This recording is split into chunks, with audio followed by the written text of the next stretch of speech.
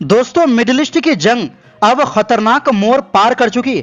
Israel में हजारों लोग घर छोड़ने को मजबूर। तेल अवीव और होलोन में तबाही का मंजर। उधर आईआरजीसी के मिसाइल हमले जारी और हिजबुल्लाह ने जमीन पर भी मोर्चा खोल दिया। जंग अब कई दिशाओं में फैल चुकी। वहीं कर्ज में धंसा अमेरिका। ईरान से युद्ध के बीच 39 ट्रिलियन डॉलर हुआ लोन, भारत की कुल अर्थव्यवस्था से 10 गुना ज्यादा। और इसी बीच अमेरिकी विदेश रक्षा मंत्री के घर के ऊपर दिखे संदिग्ध ड्रोन। बुलाई इमरजेंसी मीटिंग, दोनों लीडर्स को शिफ्ट करने पर विचार। तो बिना समय गवाए बात करते हैं खबरों की। दोस्तों, इजराइल और ईरान के बीच जारी जंग अब और ज्यादा खतरनाक मोड़ ले चुकी है। लगातार हो रहे मिसाइल और रॉकेट हमलों की वजह से हालात इतने बिगड़ गए हैं कि अब आम लोग भी सीधे इसकी चपेट में आ रहे हैं।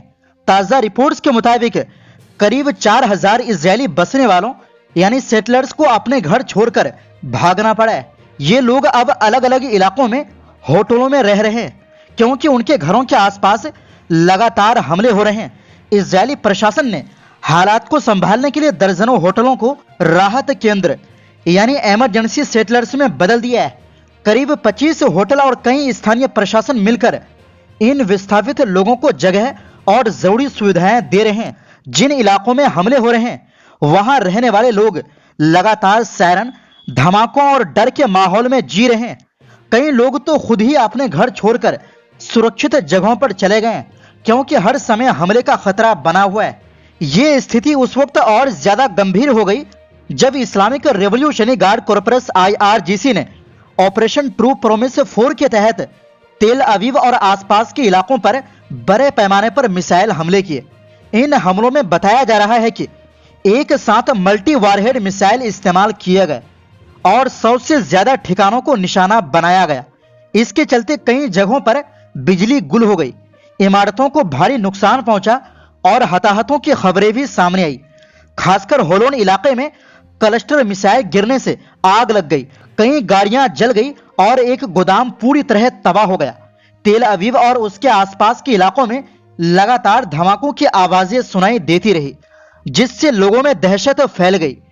इसी के साथ एक और बड़ा खतरा सामने आ रहा है। जंग अब सिर्फ एक दिशा में नहीं बल्कि कई मोर्चों पर फैलती दिख रही है।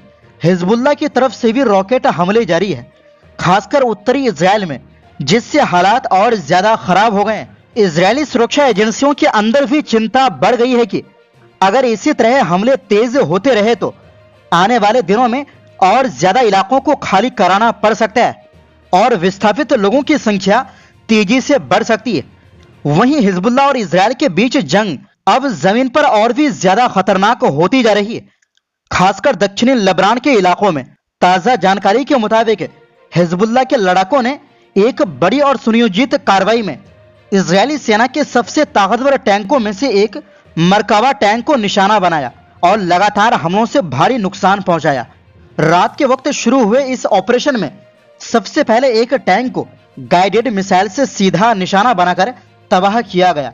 इसके बाद कुछ ही देर में 3 और टैंकों पर हमला किया गया और फिर लगातार हमले जारी रखते हुए कुल 6 मरकावा टैंक नष्ट किए जाने का दावा किया गया। हिजबुल्लाह का कहना है कि यह हमला सिर्फ सीधा हमला नहीं था बल्कि एक घात था।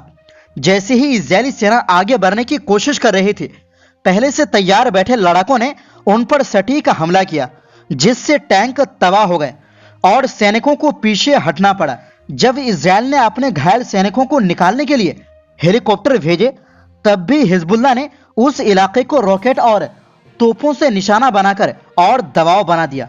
रिपोर्ट के मुताबिक हिजबुल्लाह ने एक इजरायली ड्रोन को भी मार गिराया और 200 किलोमीटर तक के अंदर तक हमले करने की क्षमता दिखाई।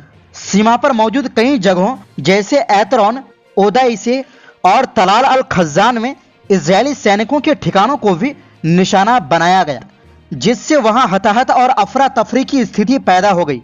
वहीं दूसरी ओर दोस्तों, अमेरिका ने इजरायल के साथ मिलकर पिछले महीने ईरान पर हमला किया और कुछ ही हफ्तों में इस युद्ध का आर्थिक असर साफ दिखाई देने लगा है। दुनिया की सबसे बड़ी अर्थव्यवस्था माने जाने वाला अमेरिका अब खुद भारी कर्जे के बोझ तले दबता जा रहा है।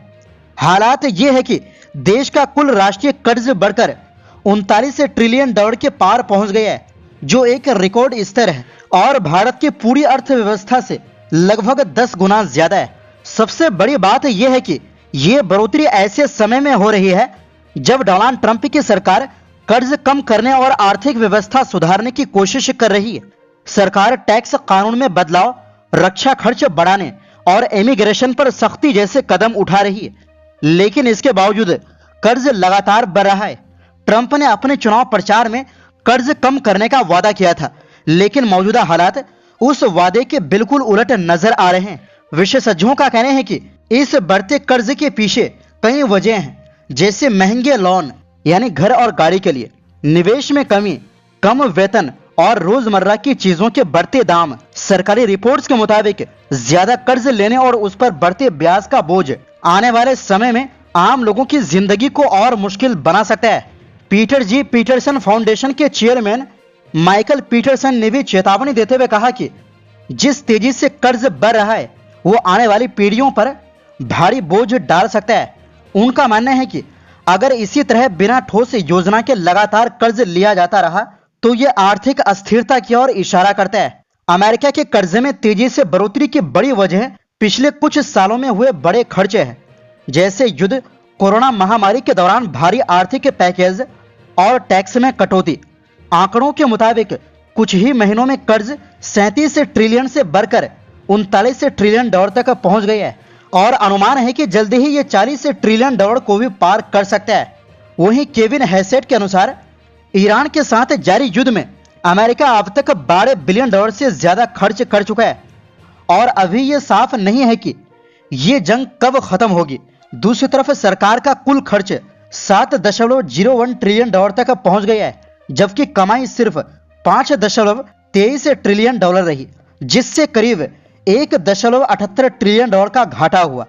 कुल मिलाकर हालात ये है कि एक तरफ अमेरिका युद्ध में उलझा हुआ है और दूसरी तरफ उसकी अर्थव्यवस्था पर दबाव लगातार बढ़ता जा रहा है। अगर यही स्थिति जारी रही तो आने वाले समय में अमेरिका को बड़े और कठिन आर्थिक फैसले लेने पड़ सकते हैं, जिनका असर पूरी दुनिया पर भी पड़ सकता है। वहीं दूसरी ओर दोस्तों, वाशिंगटन में अमेरिकी सेना के एक अहम बेस के ऊपर संदिग्ध ड्रोन देखे गए। वाशिंगटन पोस्ट के मुताबिक विदेश मंत्री मार्को रूबियो और रक्षा मंत्री पीट हेगसेथ सैन्य बेस फोर्ट लेस्ली मैकनियर के अंदर रह रहे हैं।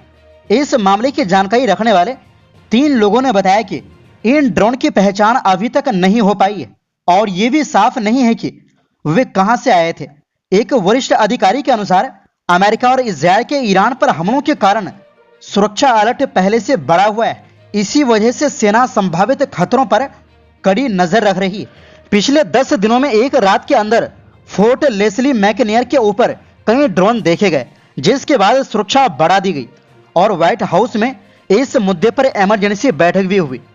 इस बीच अमेरिका ने दुनिया भर में अपने दूतावासों के लिए सुरक्षा चेतावनी जारी की है और देश के अंदर कई सैन्य ठिकानों पर भी सुरक्षा कड़ी कर दी गई है। न्यू जर्सी के ज्वाइंट बेस मैकग्वायर डिक्स लेक हर्स्ट और फ्लोरिडा के मैकडिल एयरफोर्स बेस पर सुरक्षा स्तर बढ़ाकर चार्ली कर दिया गया है। इसका मतलब होता है कि किसी हमले या खतरे की आशंका है। इससे ऊपर केवल डेल्टा स्तर होता है, जो तब लागू होता है जब हमला हो चुका हो या होने वाला हो।